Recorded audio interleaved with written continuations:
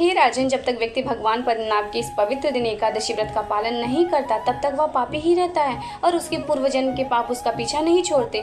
जो भी मुक्ति का इच्छुक है, स्वर्गीय लोकों में उन्नत होना चाहता है, सुंदर स्त्री, सुंदर पति, पुत्र संपदा का इच्छुक है, उसे इस पापांकुशा एकादशी का पालन करना चाहिए। हे राजन, इस एकादशी से प्राप्त पुण्य गंगा, पुष्कर, कुरुक्षेत्र में स्नान से भी कई अधिक है।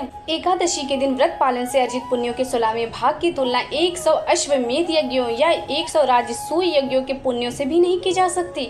वास्तव में तीनों लोकों में भगवान पद्मनाभ के दिन एकादशी व्रत के पालन के समान आनंददायक व पापों से शुद्ध करने वाला कुछ नहीं है। युधिष्ठिर महाराज ने कहा, हे मधुसूदन, आश्विन मास में आने वाली एकादशी का क्या नाम है? मुझ पर कृपया करके उसका वर्णन करें। जय स्वामीनारायण दास। आप सबको पापांकुशा एकादशी के हार्दिक शुभकामनाएं। परम पुरुषोत्तम भगवान श्री कृष्ण ने कहा, हे राजन, मैं समस्त पापों का नाश करने वाली पापांकुशा एकादशी का वर्णन करता हूँ, कृपया ध्यान पूर्वक श्रवण करें। व्यक्ति को इस दिन कमल नाभ भगवान विष्णु के विग्रह पद्मनाभ की विधि पूर्वक पूजा करनी चाहिए। ऐसा करने से व्यक्ति को इस जगत से समस्त स्वर्गिक सुखों की प्राप्ति होती है। वह अंततः वह इस संसार से मुक्त हो जाता है। गरुड़ासीन भगवान विष्णु को श्रद्धा पूर्वक प्रणाम करने मात्र से व्यक्ति उन सभी पुण्यों को प्राप्त कर सकता है जिसकी प्राप्ति कर उसे अपनी इंद्रियों पर कठोर संयम करके घोर तपस्या करके प्राप्त होती है।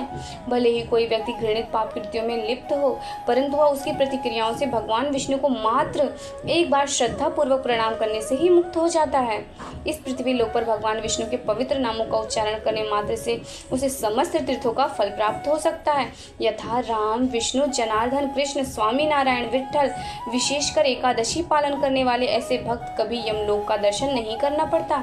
ऐसा भक्त मुझे अतिशय प्रिय होता है। हे महाराज युधिष्ठिर, इस एकादशी पर व्यक्ति को संपूर्ण रात्रि श्रवण, कीर्तन तथा भगवान की सेवा करनी चाहिए। ऐसा करने से उसे भगवान विष्णु के परम धाम की प्राप्ति सरलता से हो जाती है। इतना ही नहीं, वरन उसकी माता की ओर से पूर्व 10 पीढ़ियां, पिता की ओर से पूर्व 10 पीढ़ियां और पत्नी की ओर से पूर्व 10 पीढ़ियां के सभी पूर्वज अपने वास्तविक चतुर्भुजी रूप में वैकुंठ को प्राप्त होते हैं।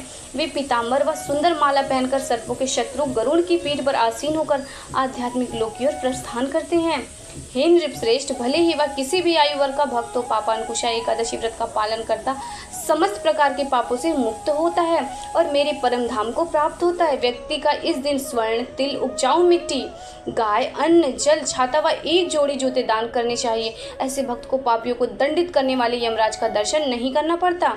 हे नृपश्रेष्ठ, विशेषकर पापांकुशा एकादशी के दिन एक दरिद्र व्यक्ति को भी अपने सामर्थ्य अनुसार दान देना चाहिए तथा पवित्र कार्य करने चाहिए। समृद्ध व्यक्तियों को भी यह सोचना चाहिए कि उनकी यह समृद्धि पूर्व जन्मों के पुण्यों के कारण ही है, अतः उसे भी जन कल्याण के कार्यों में संलग्न रहना चाहिए।